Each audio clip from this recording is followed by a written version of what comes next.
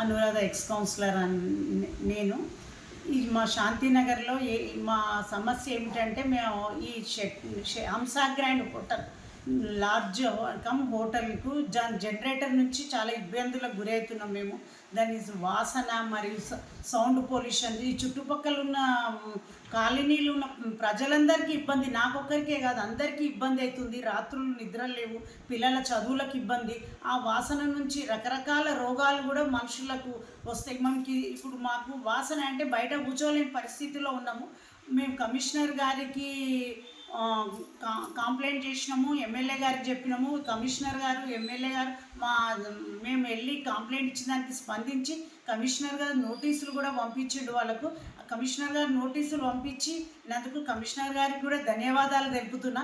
కానీ మొత్తానికే బంద్ చేపియాలని నేను కమిషనర్ గారిని కోరుకుంటున్నా. కమిషనర్ నోటీసులు ఇస్తే కూడా లెక్క చేయకుండా దాన్ని అదే విధంగా కొనసాగిస్తున్నాడు. వాళ్ళు దాని ముందుకు జనరేటర్ను మార్చుకోగలరని, మార్పించగలడు కమిషనర్ గారిని కోరుతున్నాను.